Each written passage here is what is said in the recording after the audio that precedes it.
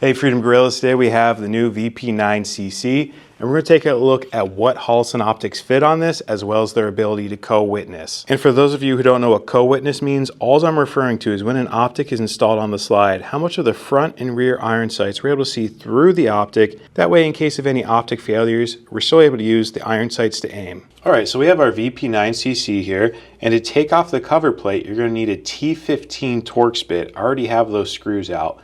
And when that is ready, that will pop right off, and that is the footprint.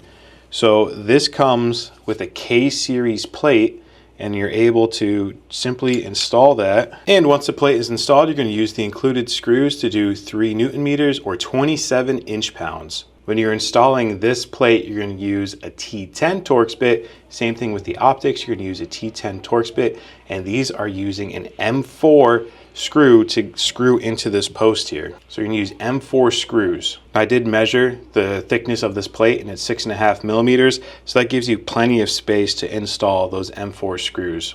Also, I just wanted to show real quick that the VP9 and the VP9CC use a different footprint. The VP9 plates will not work on the VP9CC and vice versa. So you will only be able to use this K plate that HK gives you with the VP9CC. Now, as far as Holosun optics that fit this, we have the 407K, 507K, and 507K ACSS, the SCS carry, the EPS carry, and the full-sized EPS. The EPS core and aems-micro will also fit this, but they're not released yet, so obviously I don't have them. And a quick side note, if you do want the full-size EPS, you will need to get M4 screws because these come with 632 screws. And if you're really looking for that large window, just know that it overhangs on the slide a little bit. So if you really want something with a large window that fits slim to the slide, I'd wait for the EPS core because that has the EPS carry's body with the full-size EPS window. And with that being said, the co-witness of the VP9CC is actually awesome. So let me show you what it looks like with the 4 optics I do have.